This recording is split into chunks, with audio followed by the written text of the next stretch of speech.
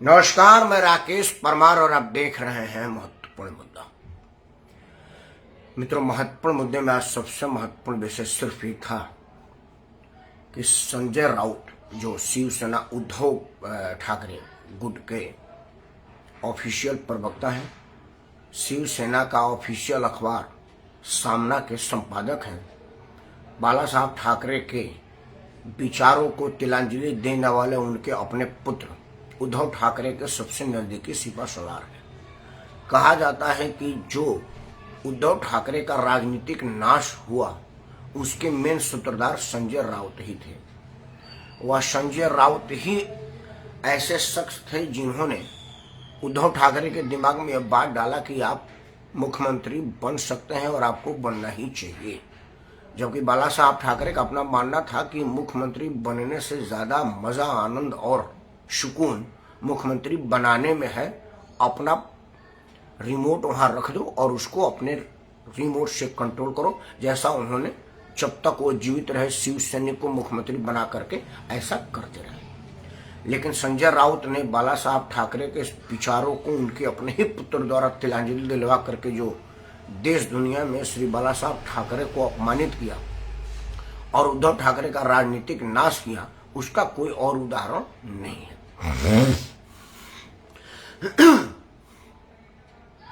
लेकिन आज उद्धव ठाकरे ने जो बयान सामना में दिया है वो लिखित बयान है, कलमबंद बयान है और वो सबके पास है। आप भी नेट पर सामना अखबार देखेंगे तो उस पर मिल जाएगा।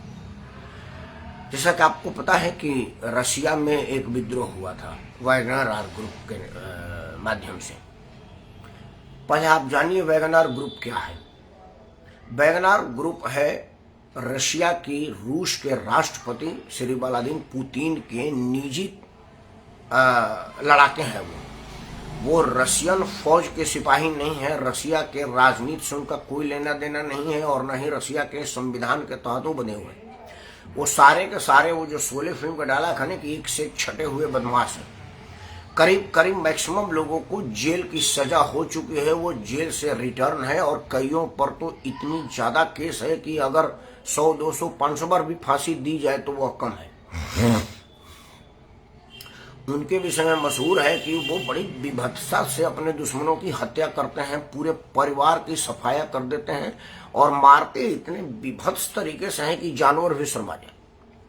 इसीलिए उनके मार के डर से लोग उनके सामने आना ही नहीं पसंद करते, पहले हथियार डाल देते। उनके खतरनाक मंसूबों से संजय राउत परिचित नहीं होंगे, यह मैं इसलिए नहीं मानता क्योंकि हमारे देश के समाचार चैनलों की खूबी यही है, विशेषता यही है कि वो अपने देश से ज्यादा विदेशी समस्याओं का प्रसारण अपने चैनलों पर करता है। पाकिस्तान में भूखमरी आई, हमारे देश पर 10-20 दिन चलेगा। इमरान खान का जेल में क्या क्या हो पल पल की सूचना लाइव टेलीकास्ट देश में चलेगा। उसी तरह से रूस के इस तत्कालिक घटना को भारत के सभी समाचार चैनलों पर चला, 3 चैनल पर मैं भी इस विषय पर बोलने के लिए गया था। हमारे साथ 2 विदेश मामलों के पूर्व राजदूत भी थे जिन्होंने अपने अपने हिसाब से उसको इंटरप्रेट किया था। मतलब जब मुझ जैसा साधारण आदमी 2 चैनलों पर इस मुद्दे पर बोलने के लिए बुलाया गया था तो संजय राउत को जानकारी नहीं हुई, ऐसा कैसे हो सकता है।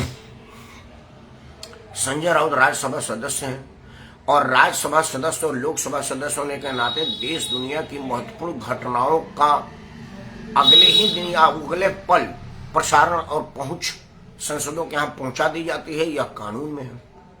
तो संजय राउत इससे अवेयर होंगे और वैगनर ग्रुप के खतरनाक मंसूबों से वाकिफ होंगे।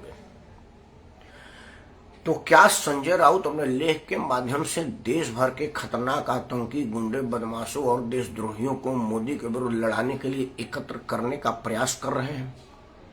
क्या यह उनकी अंदर की मंशा बाहर निकली है जो जबेदुबान से उनके मन में जो 23 तारीख को पटना में बैठक हुई होगी उसमें यह तय किया होगा कि भाई लोकतांत्रिक तरीके से जनता के माध्यम से हम तो मोदी को अगले 100-200 साल तक हरा नहीं सकते हैं, तो क्या करे ये मार काट इतना बता दो कि मोदी तो लोकतांत्रिक व्यवस्था मानने वाला आदमी है, उसको आतंक के जरिए फंसा दो और उसके सामने आतंकी बदमाश और छटे हुए गुंडों को लगा दो, मोदी अपने आप हथियार डाल देगा।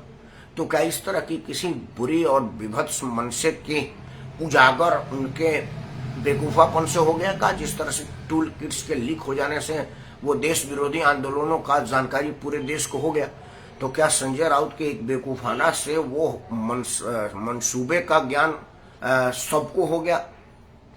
क्योंकि जो पार्टी के प्रवक्ताओं ने तुरंत इससे अपना पाला झाड़ा, इससे यह लग रहा है कि संजय राउत के टूल किट के हिस्से का सार्वजनिक हो जाने से वो सारे के सारे लोग परेशान हैं।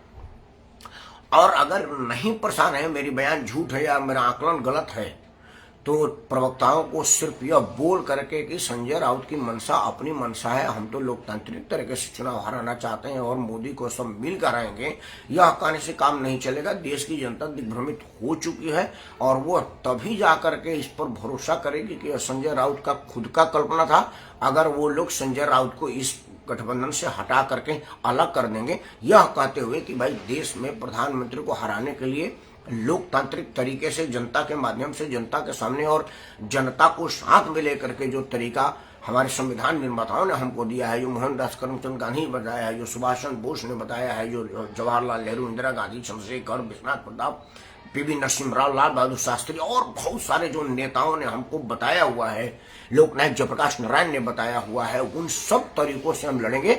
हमको ये खून खराबा वाला नहीं चाहिए, क्योंकि लोकतंत्र में हत्या और आतंक का कोई स्थान नहीं है। और अगर ऐसा नहीं होता है तो यह माना जाएगा, देशवासी यह मानेंगे कि 23 तारीख को पटना में एक मुद्दा यह भी था कि मोदी को हराने का लोकतांत्रिक तरीका सफल नहीं हो सकता है, आतंक ही एकमात्र तरीका है।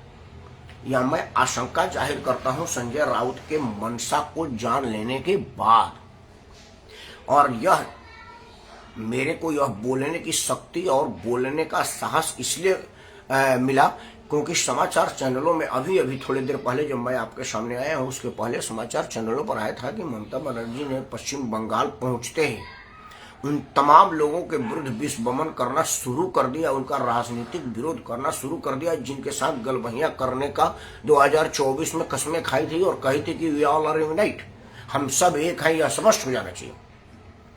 तो क्या 2024 में ही एक है और बाकी जगह पर एक दूसरे का छीछा लेदर करेंगे, टांग खिंचाई कर दें? स्थानीय चुनाव में पश्चिम बंगाल में तो यह देखने को मिल रहा है, ममता बनर्जी ने कांग्रेस का पूरा घोर आलोचना किया, कम्युनिस्ट का किया, और भी जो लोग वहां पर चुनाव लड़ रहे हैं सबकी आलोचना की। आज उन्होंने सार्वजनिक पब्लिक मीटिंग में बोला है, जो चैनलों पर भी आया हुआ है और सोशल मीडिया पर भी है। तो क्या राजनीतिक एकता नहीं बनी है? क्योंकि केजरीवाल तो प्रेस कॉन्फ्रेंस ही छोड़ के चला आया था, दिल्ली पहुंचते कहा कि संभव ही नहीं है कि जब तक कांग्रेस उसमें है तब तक मैं रहूंगा, और अगर कांग्रेस नहीं रहेगी तो फिर राष्ट्रीय स्तर पर विकल्प कौन बनेगा, यह भी एक बहुत बड़ा प्रश्न है। मित्रों, इन सब बातों को ध्यान में रखते हुए संजय राउत का बयान बिल्कुल आपत्तिजनक है, चिंताजनक है, और अब तक राजनीति के पुरोधाओं ने इसका सिर्फ बयान देकर के खंडन किया है, यह और भी ज्यादा चिंताजनक है। मैं सारे देशवासियों से हाथ जोड़ के प्रार्थना करता हूं कि आप संजय राउत के इस षड्यंत्र का डटकर मुकाबला करिए। हो सकता है मैं मोदी के विचारों से सहमत हूं ना हूं, दोनों हो सकता है।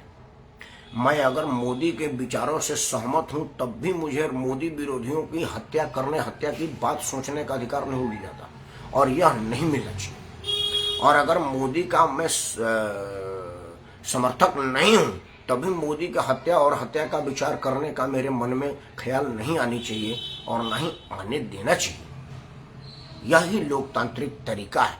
अगर मैं मोदी का समर्थक हूं तो मैं ये कहूंगा कि 1952 से लेकर के 2014 तक भाभा और कई मशहूर साइंटिस्टों को मरवा दिया गया, या उनकी संदिग्ध परिस्थिति में मौत हो गई या हत्या हो गया। कईयों के लिए तो पूरी जहाज उड़ा दी गई, उनके साथ भी कई लोग मारे गए। लेकिन 2014 से लेकर के 2023 9 साल में किसी भी वैज्ञानिक का रहस्यमय स्थिति में मौत नहीं हुआ है। तो क्या वैज्ञानिकों के मौत का सूत्रधार सत्ता का साझेदार थे, या सत्ता की लापरवाही, उदासीनता, या किसी देश दुनिया के दबाव या प्रभाव में वो लोग साइंटिस्टों की रक्षा नहीं कर पाए? क्योंकि अपने लिए तो एसपीजी सुरक्षा सभी ने ले रखा था, 10-10, 20-20, 50-50 कमांडो लेकर के सभी घूमते थे। लेकिन ये देश के धरोहर वैज्ञानिकों के जान की चिंता किसी को नहीं थी। क्यों और ऐसा क्यों हो रहा था? मैं मोदी विरोधी हूँ या मोदी भक्त हूँ यह अलग बात है, लेकिन 2014 से लेकर के 2023 तक कोई भी वैज्ञानिक मारा नहीं गया। किसी भी वैज्ञानिक पर देशद्रोह और बलात्कार जैसे संगीन अपराध नहीं दर्ज हुए। तो यह सब चीज तो बताता है कि मोदी शायद बढ़िया कर रहे हैं, क्योंकि अगर मोदी बढ़िया नहीं करते तो अमेरिका के संसद में 11-12 बार स्टैंडिंग ओवेशन मतलब खड़ा होकर के उनका इस्तकबाल नहीं होता उनके संबोधन के दौरान, और पूरी अमेरिकी संसद करतल ध्वनि मतलब तालियों बजाकर पुट हैंड्स टुगेदर के माध्यम से उनका जय जयकार नहीं करती। मतलब जरूर हमारा देश बदल रहा है, और देश इसलिए बदल रहा है कि हमारा देश का नेतृत्व प्योर है और राष्ट्रभक्ति श्योर है। तो संजय राउत के इस बयान का घोर आलोचना विमर्श करते हुए मैं खुफिया एजेंसी, जांच एजेंसी और पुलिस से अनुरोध करता हूं कि कृपया इसके तह तक जाएं और संजय राउत के मन में क्या उत्पन्न हो रहा है, उसका स्रोत क्या है, इसका पता लगाएं। क्योंकि प्रधानमंत्री की सुरक्षा 150 करोड़ लोगों के जन भावनाओं की सुरक्षा है। किसी की जान की सुरक्षा महत्वपूर्ण है, लेकिन अगर वो आदमी देश दुनिया का सर्वाधिक लोकप्रिय जननायक हो तो उसका सुरक्षा तो महत्वपूर्ण हो ही जाती है। मुझे अपने सुरक्षा में तैनात जाबाज जवानों पर भरोसा है। मुद्दे लाख बुरा चाहे तो क्या होता है, वही होता है जो मंजूर ईश्वर और भगवान होता है। तो ईश्वर और भगवान हमारे साथ है, हमारे मोदी के साथ है, उनका बाल बांका नहीं हो सकता, लेकिन मंसूबा उनका मटियामेट होना चाहिए जो मोदी विरोध में आतंक का मदद लेने के विषय में सोच रहे हैं। आप भी इस पर सोचिएगा सही कौन है और सही कैसे है। तब तक आपको सादर प्रणाम। जय हिंद, वंदे मातरम। आएगा तो